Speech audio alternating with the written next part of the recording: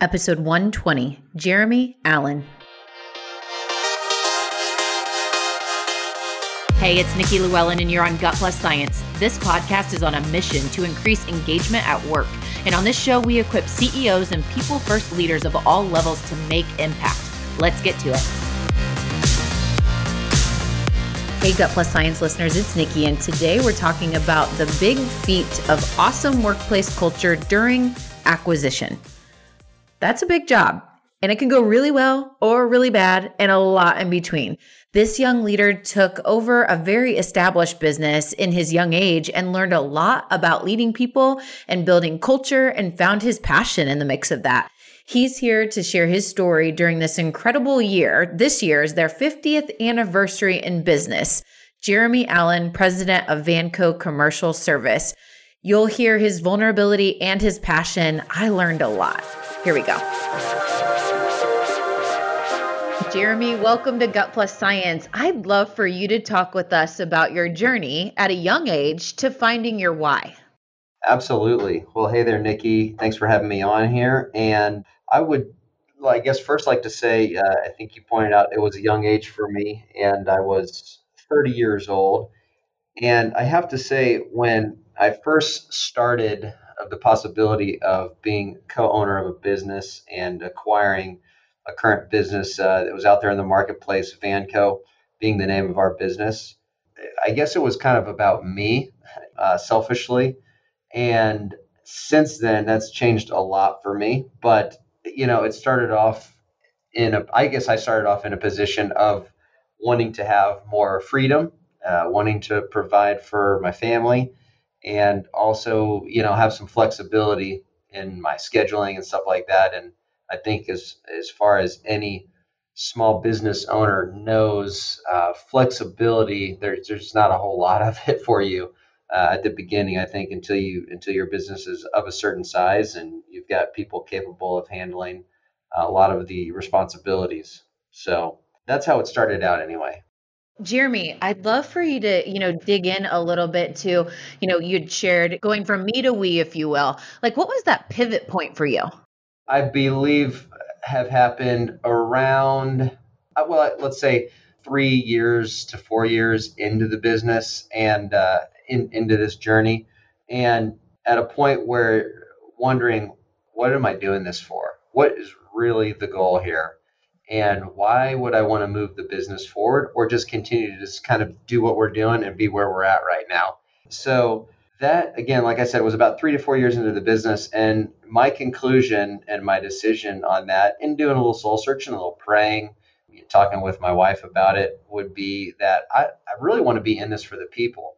And I really want this to be a fantastic place for people to get to work in a team environment and one that cares about each other, and also to make an impact in our communities around us. And that has to do with our customers, that has to do with vendors, that has to do with everybody that lives around us in our communities and our neighborhoods. So if we can do that and we can do that well, then why not share that? And if we're going to share that, that means we're going to grow. So that's where I'm at today. And like I said, about 3 or 4 years into it, I had to come to a conclusion of, why do I really want to do this? And that's where I landed.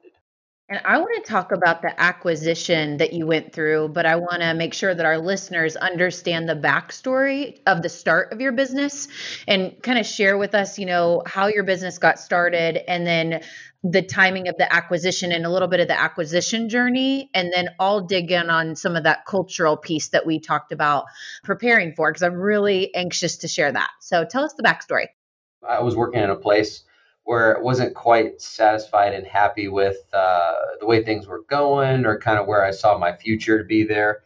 And my dad had made mention to me, said, hey, he was, you could call it semi-retired at the time, saying, hey, if you ever want to do something together, if that would be of interest to you, then let's talk. And so we did. And so that got us to a point where we said, hey, let's start evaluating what some options would look like for us if we partnered up, and what the industry would be like, or industries of interest to us. And so we started doing a little bit of research and kind of narrowing down what we would want to do, not do, for example, Xing out retail. That's not our thing. That's not our space. So to make a long story short, then I grew up around this food service equipment repair industry that we are in. And my grandfather started a business in this industry back in 1963, and dad ended up taking over that business and running it, et cetera. So it made sense, and it was kind of a natural fit for us to look at that industry and getting back into it. There's only a handful of companies in town here in Indianapolis that do that.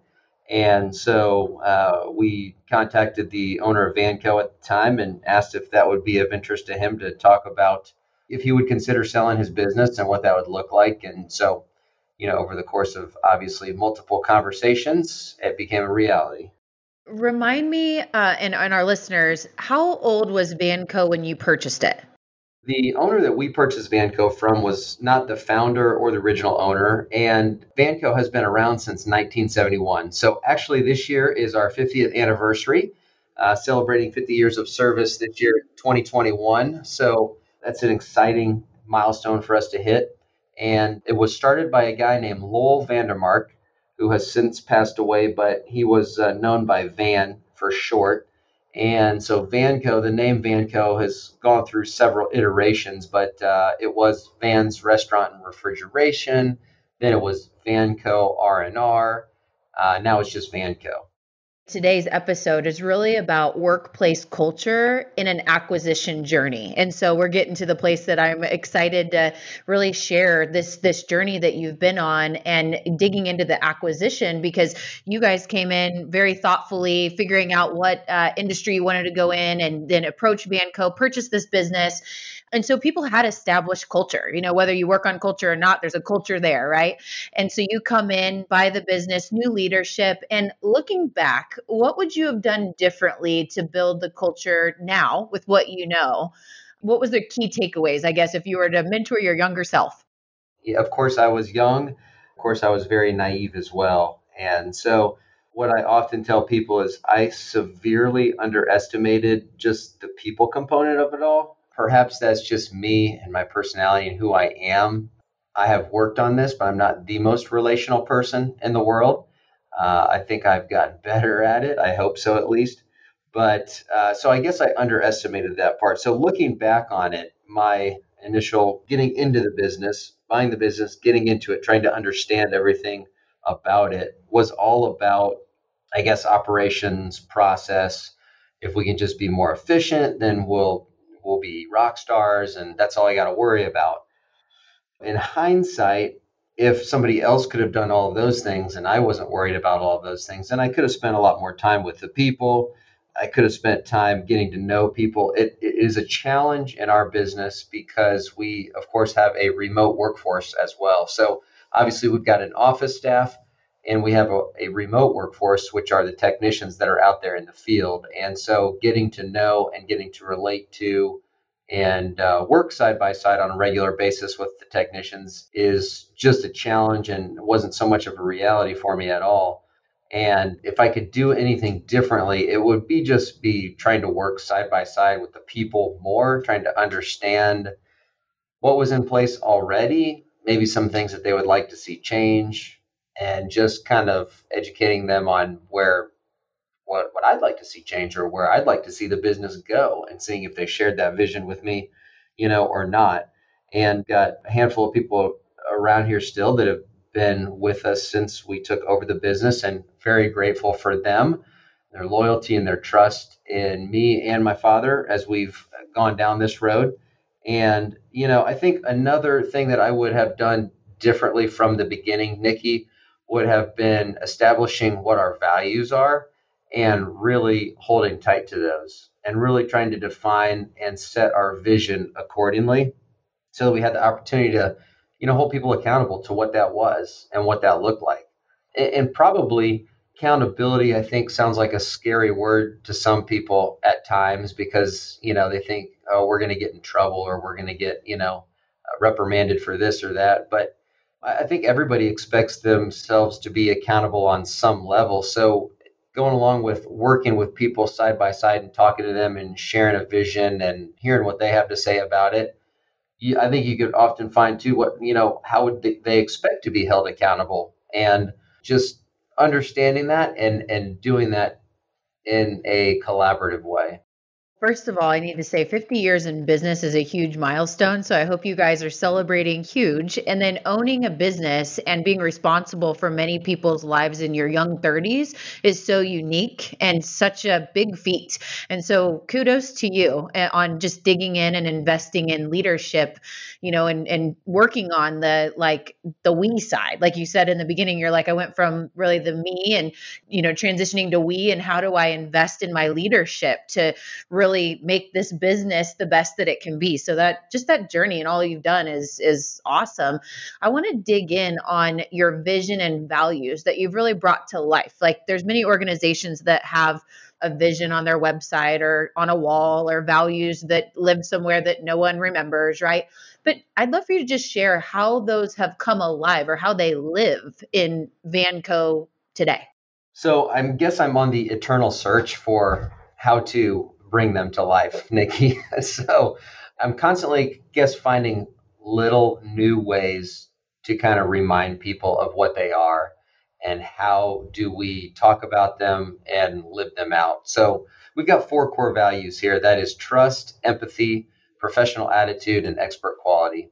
So a couple of little examples. When anybody new comes in, we give them a sheet that has our values listed on it. And we've also come up with a way to define what those are and what each one of those values means to us. And we did this as a team, as an organization, back in 2014 through a facilitated process where we brought somebody in from the outside and kind of went through a discovery together as a team and ultimately crafted and chiseled out what these values are to us.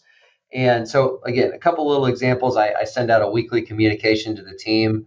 If I'm seeing somebody or somebody is recognizing somebody for living out those values, then I want to recognize and I want to mention that. We've, of course, we've got them on the wall like everybody does, I guess. And again, when new people come in, they get a sheet with our values on it. I have a chance to sit down and explain what those mean to me, how we came up with them as a team and what that is and how we live them out around here.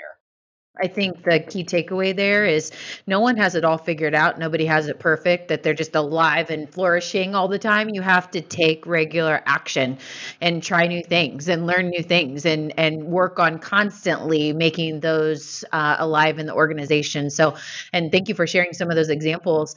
You talked about a remote workforce. A big part of your employee population is remote. Talk about the challenges of leading a remote workforce and what you've learned. Well, I think there's a couple of major challenges here. And number one is just getting to know them.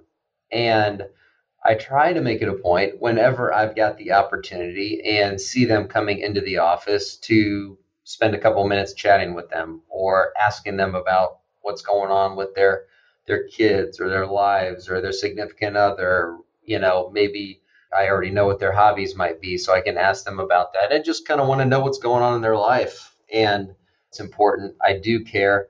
Like I said earlier, I'm not the most relational person in the world. And I don't know, maybe that comes as a surprise to some, but I really have to work on that and I have to be aware of that. So number one, I think just trying to get to know them and not getting to work side by side with them.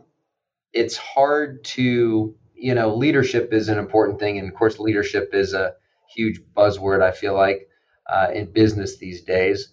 But we really want to understand and we really want to help foster what makes good leaders around here. And again, that's something else that I would say that I haven't done a great job of in the past. And I'm going to really focus on and do a much better job into the future on is promoting and teaching leadership around here. But leading through actions is a big thing. And I think it goes a long ways with people when they see you as a leader doing something that shows leadership, whether that's stepping into a situation that's not necessarily a responsibility or you're jumping in side by side with somebody to help them out with something. With a remote workforce, it's kind of really hard for anybody to see that in action when they're not around you and they're out by themselves all day. And so it can be a lonely position for our remote workforce. I think, at least I would feel that way in those shoes. So they I would say, make great relationships and build great relationships with our customers.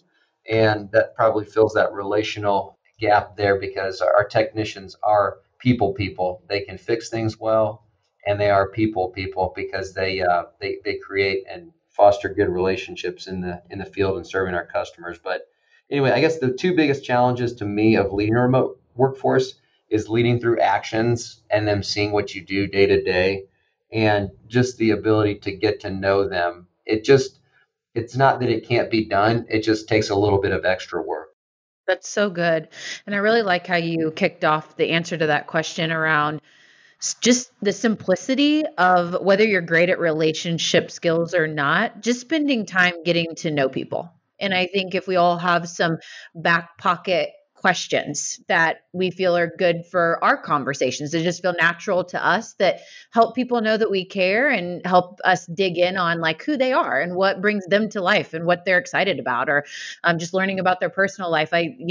Sometimes that just gets overlooked. Like it's too simple, but it's very profound to spend that time. So thank you for sharing all of that. And Jeremy, I'd love to hear what you've found that works in your workplace to drive engagement among your employees. You have some examples? In order to have people engaged and interested in what they're doing, you first of all have to listen to them. And in order to listen to them, you need to give them an outlet for input and to have a voice. So the challenge to that, at least to me, it is, how do you incorporate that? You ask for input. Now, what do you do with it? And how do you incorporate it? And I guess I could say early on in this acquisition journey for me and trying to run a business, I kind of got overwhelmed, honestly, with asking for people's input. And then you hear a lot of different stuff and then just get bogged down by, what do I do with all this information, and what's most important, and how do I take action first, or can I even take action? And if I can't, because we can't do something, how do I respond? And so I've learned a lot, I think, in the last 5 years in terms of how to ask the right questions of people to get input where you can use it and where you need it so that they have a voice. And then I will say, I've got a new project that I'm working on here, Nikki, and I haven't quite got it off the ground yet, but I will tell you briefly about it real quick. And that is, I'm in the process of creating what I'm calling a culture committee here at Vanco. And our culture committee is going to be made up of some representatives of different people, different departments, and representing a cross section of our company. And I'm going to lead this committee, and I don't want to steer everything that the committee does, but I want to give it some direction and some vision. And my goal here is to give employees through this committee a voice and input on the things that we do so that they can help inform me as the president and the leader of the organization what's important around here and what people value. And the challenge for this committee is that they're going to have, of course, have to dig in and do a little bit of work, but they're also going to have to reach out and going to have to understand how their teammates are feeling about different things. And it means that they've got to communicate with maybe people that they don't normally communicate with because they're maybe not the closest friends or their closest buddy here. However, the point of all this is I'm trying to create a venue where we can proactively seek out employee input on the things that matter to them around here. And this will be also a two-way communication. So if they've asked for things, or we want to do things, or we're looking for a new way to approach something, we can communicate both ways. And we have a room and an opportunity for a lot of candor and respect and empathy, one of our values, and just building that trust across the team. I think that culture committee is probably something we can bring back for a next show to hear about the story and creation and what comes of it. So I'm excited for that journey for you. So here's the time that I'd love to just shine a spotlight for a second and just love for you to share the most proud moment or proud accomplishment, if you will, thus far in building the culture and the people at Vanco. Like, what are you proud of yourself? I would say what I'm proud of, and I've had people share it with me around here, so I don't think it's hot air, is that people know that we, myself, my father, we're honest, we're trustworthy, and we want people to work as a team around here. And I think that I exhibit that in how I go about handling my relationships and my communication. And I believe that people believe in that. And that's what I'm most proud of about what I guess I've brought to the table here or helped instill in what our current culture is. And turning the corner on 50 years as you're celebrating that now, share your vision for what's next. Main focus going into, the next decade for Vanco. What's the vision top of mind for Jeremy? Starting with this culture committee, I really have a passion for it, and I really want to continue to pour into the people around here. My challenge is going to be finding the best ways to do that. So the culture committee is a piece of that. I think that there's a lot more that we can offer, and I think employers in general have a huge opportunity here to continue to pour into their people, whether that is education in various forms. That can be, and I think health and wellness is a huge piece of this.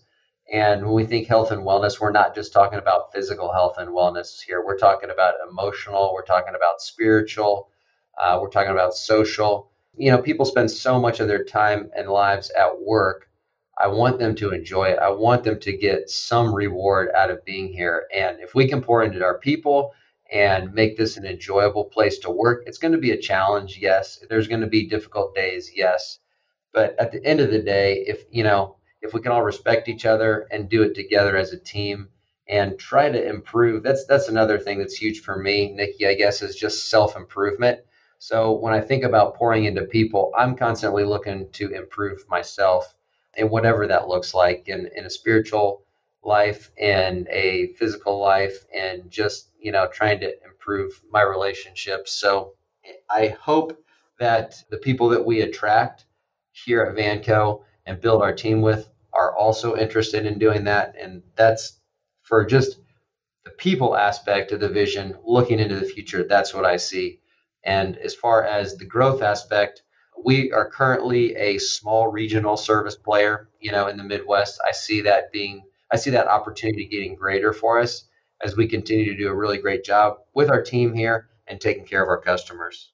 Well, I'm inspired by your vulnerability that you've shared today and just seeing the illustration of your commitment to growth. And you saying, we're going to get better at leadership here and implementing ways that we help others to build their leadership habits and just their leadership skill sets. It just seems like that's been your journey. And now you're showing up with that action to help others do the same. And it's just, we see that in how you're sharing today. So kudos and happy 50th celebration of your business. And just thank you for your mentorship today. Jeremy, we're going to take just a quick break here from our sponsor message today, and we'll come back to our lightning round where me and the guests and our listeners get to learn just a little bit more about you. We'll be right back. Gut Plus Science has just joined the People Forward Network. Gut Plus Science has been on a journey for 3.5 years, and we got inspired to create a global podcast network that captures the most incredible efforts of people-first leaders and humans working on a meaningful mission. We believe that the workplace is the largest mission field for change, and the People Forward Network is the largest community of humans on a shared journey to live life full of meaning. We'd love for you to join the People Forward Network. There are all kinds of new shows and existing shows coming together under one umbrella to bring you the best content as a community on a mission. Can't wait for you to join us. See the link to peopleforwardnetwork.com in the show notes. All right, it's Nikki, and we're back on Gut Plus Science with Jeremy Allen. It's been a great conversation today, particularly around workplace culture in an acquisition journey. There's a lot of unique challenges to that, and also really loved hearing Jeremy's take on a remote workforce. It's been really awesome. Jeremy, now it's time to learn a little bit more about you and the personal side of you. So this question is always a little tough, I think, for many of our leader listeners here and our guests. What is your favorite book of all time? Or if it's easier, you can pick a favorite recent read. I will just start with by saying and admitting I'm not the world's most avid reader. So I'm going to have to choose the second part of that question, which is most recent, which is also a great book, though, and not related to business at all. But I have 3 boys and 1 daughter, and my daughter's the youngest out of the 4. So in terms of me not being the world's most avid reader, I use Audible a lot. So I've just recently finished this book on Audible, and it is called Strong Fathers Raising Strong Daughters. It is by Meeker, and it's been incredible insight and a great opportunity for me to learn what it is like to raise daughters, and me being a male and not a female. I need to understand this, and I need to do a good job with it, because after listening to this book, realize what an impact I'm going to have on her life. So I'm excited about raising her, though she's only 2.5. Where is your favorite vacation spot?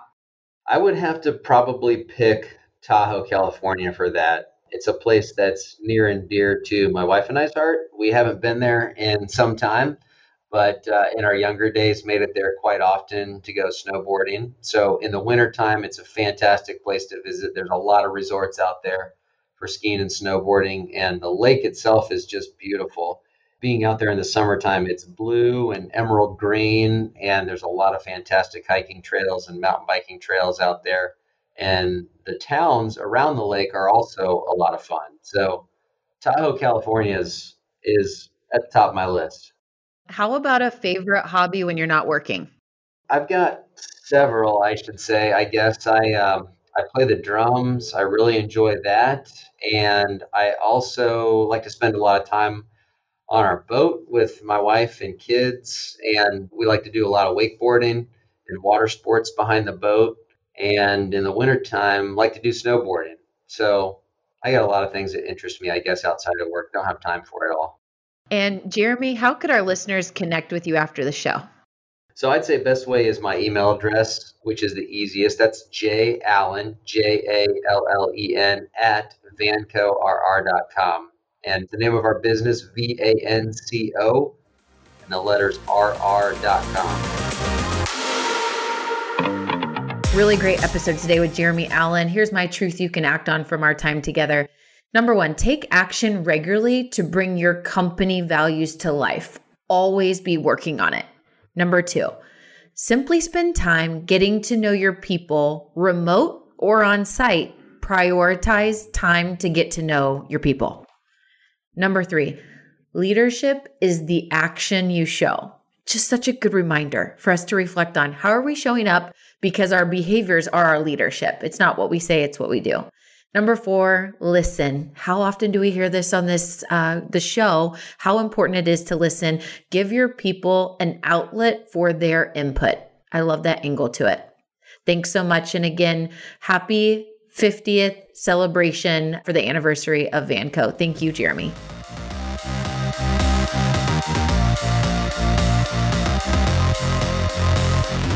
We just left the world a little bit better. Now go do something with it.